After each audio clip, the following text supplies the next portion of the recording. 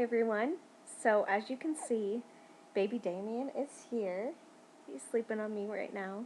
He's 12 days old, so I'm gonna try and film my labor and delivery story. So hopefully I can remember everything that happened. It's kind of a blur now, and even the day after it was still a blur. But I'm gonna try and remember everything so I can tell you guys. Um, it all started March 25th. I woke up at 2 o'clock in the morning and I went to the bathroom and I started having cramps. And I think that's the moment, and they wouldn't go away. And so I was laying in bed, and I think that's the moment where I was like, wow, think I'm going into labor. And I totally hadn't realized until that moment that I was actually going to be experiencing some pain. I don't know why I never thought about it, but I was just laying in bed and I'm like, wow, I better get used to this because I have hours and hours of labor ahead of me. So I knew they were not regular, so I was laying in bed and I would sleep in between contractions. And luckily, my husband is a heavy sleeper because I remember whenever I would have a contraction, I would seriously be moaning in my sleep, like, oh, oh, oh. But they weren't that bad. Um, so finally, at about 6 o'clock, I still was having them. So I was updating my Facebook, and all my family was freaking out. I was like, I think he's coming today. And I was in labor for not active labor, but I was having contractions for probably hours, and I was just letting my husband sleep, and everybody was like, you need to wake your husband up. You need to tell him what's going on. And I'm like, why? I'm not going to be having him anytime soon. So I wanted him to sleep. Um, so finally it was like 7 o'clock and I tapped my husband and I was like, I think the baby's coming today. And he kind of smiled and then he went back to sleep. And I showered and sorry, I'm a little sleep deprived. I showered, I did the dishes, I gathered my things, and then I woke my husband up. I was like, I keep having contractions. I think you need to wake up. So, yeah, so he woke up. He got up and around at like 9 o'clock, I think. He put the car seat base in the car and put the car seat in there. Put all of our stuff in there. Yeah, so I had this app on my phone called Full Term, and I definitely recommend that. It tells you, all you have to do is you press the start button whenever you have a contraction and then stop whenever it's over, and it'll give you averages of how long your contractions last, how far apart they are. So we live an hour away from the hospital, and there was this festival going on the base at where the hospital is, so we decided to leave before we probably should have, just because traffic could be bad. And we got to the other base at about noon, and I was having contractions about every 8 minutes, and they lasted about 30 seconds. We parked at the hospital because there was going to be no parking on base pretty much. And I was like, oh, I'm hungry, we should go get something to eat. Even though my mom told me I shouldn't eat and my mother-in-law told me I shouldn't eat. So I disregarded their advice and we decided to go eat McDonald's, which was a horrible idea because I was throwing up McDonald's when I was in labor. So we went and ate McDonald's, and it was about a half an hour later. I was like, okay, let's go in the hospital and let's have them check me just to see how far I am, and if I'm not that far along, then I'll go walk around the base a little bit. So we went up there and I was like, can you guys check me? And they're like, okay. They kind of looked at me weird, and I'm like, whatever.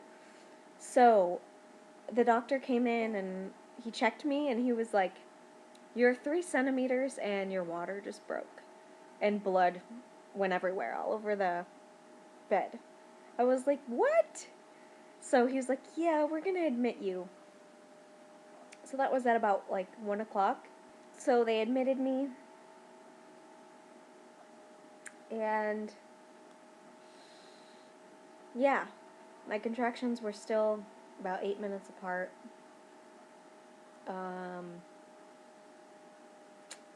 I don't know. I just labored for a long time.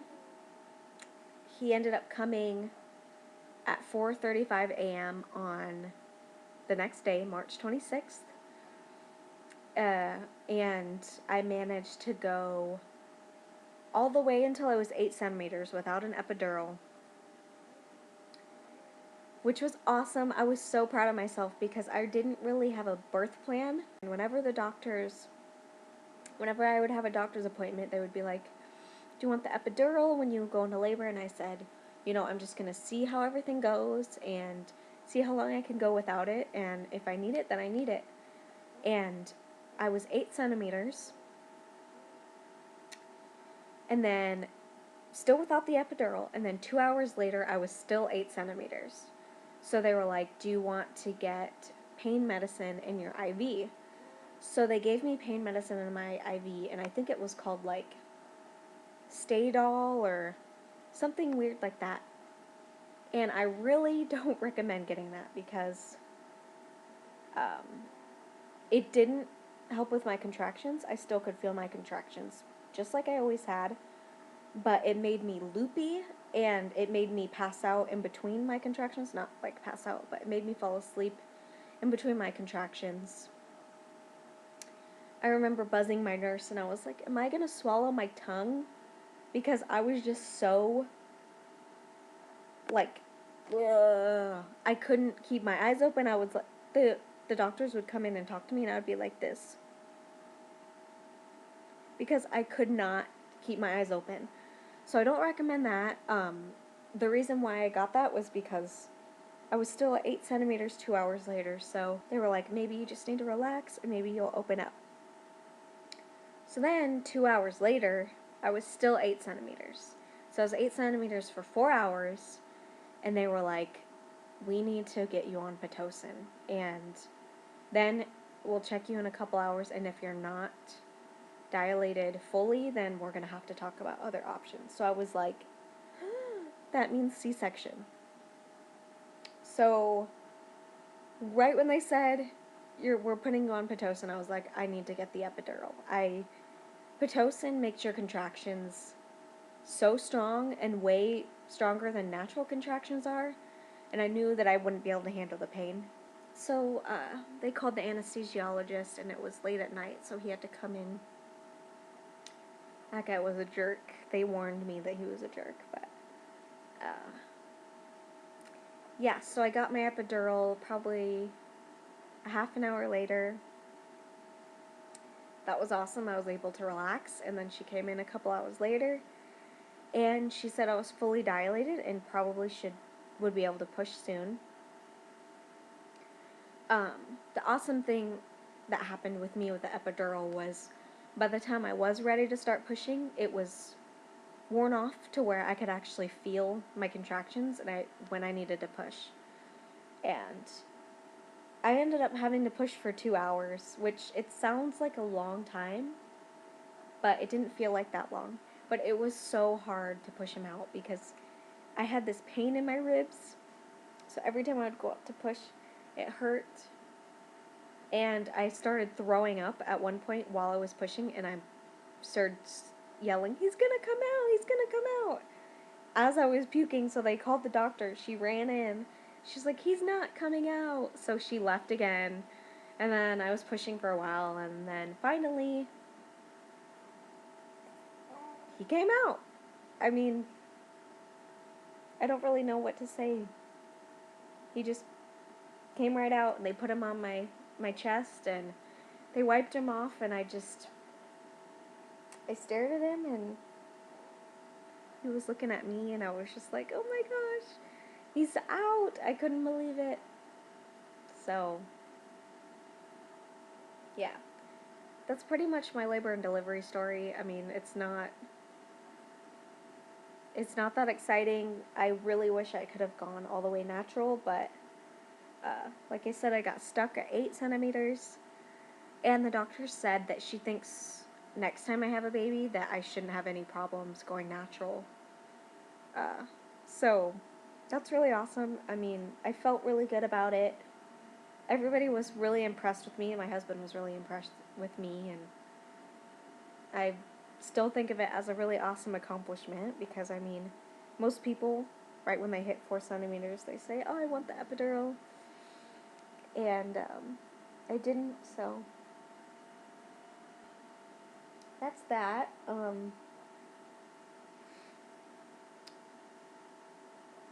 I really hate the fact that I had the epidural because I feel like that is part of the reason why breastfeeding didn't really go that well for us, because the first day, uh, he would latch on perfectly, but he was so sleepy, I seriously could not get him to eat. The nurses couldn't get him to eat. We would wipe him down with cold washcloths, and he would just sleep, sleep and sleep and sleep. And then the next day, he was completely wide awake, but he would not stay on. He wouldn't latch on. Every single time I had to breastfeed, it would take like 3 nurses to get him to breastfeed. And then the night we came home from the hospital, my milk came in, which I was like, oh, my milk coming in, that will make breastfeeding so much easier. It didn't. My boobs were seriously so engorged that this is TMI, that my nipples, they became so flat that there was nothing for him to grab onto. No matter what I did, I couldn't get them out. He was starving, so he wasn't pooping and peeing, and I was frustrated, and so we switched him to formula, and he's doing great. My engorged boobs are not engorged anymore. I feel perfect. He's doing awesome on the formula. I mean, he's not gassy, he's not fussy, he hardly ever spits up. He's doing great. He has his 2-week appointment. Today's Saturday. He has his 2-week appointment on Tuesday. So, that's all I can really think of to tell you guys. I mean, that was my labor and delivery story and my breastfeeding story. Seriously, the whole breastfeeding thing made things so hard in the hospital. Another thing that happened that really kind of sucked was they told me that I had a slight fever during my labor, so they had to put antibiotics on me, and they had to hook him up to an IV and give him antibiotics for 48 hours. So they kept the IV in his arm, and then every 6 hours or something, they would come in and hook him up to it.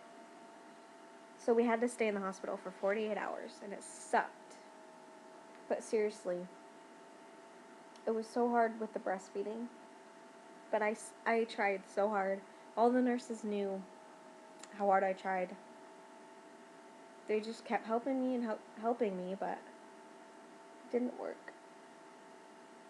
So, I mean, what can you do? But we're doing great now. So, that's it. I'm going to say goodbye now, and I hope you enjoyed my labor and delivery story. This is little Damien. Passed out. He's got tons of hair. It's so long in the back.